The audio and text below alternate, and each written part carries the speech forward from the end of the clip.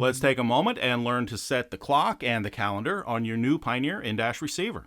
Even though your particular in-dash receiver may have hard buttons on the side, or buttons in the glass like this one, and may or may not have a built-in DVD player, the on-screen and button operation is identical for the following Pioneer AVH-EX model in-dash receivers: AVH-240EX and 241EX, DMH-240EX and 241EX, DMH-340EX, 341EX, and 342EX.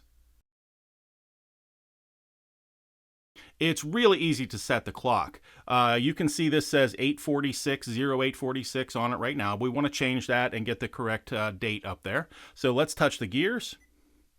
And under the gears, we're going to go to the toolbox or the wrench and the screwdriver, and let's choose date and time. So over here is the date, and over here is the time. Let's change this up a little here.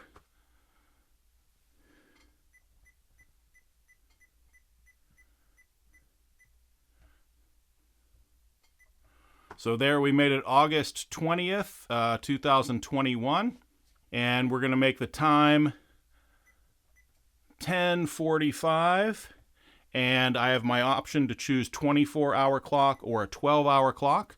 I like a 12-hour clock, so I have the option to make this AM or PM.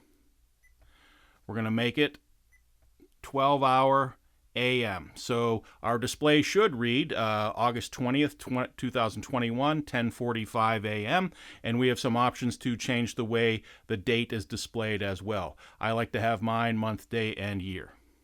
So let's hit the X, and you can see our clock and calendar, 10:45 AM, appear on the screen. If we touch the home button, our clock and calendar appear here as well.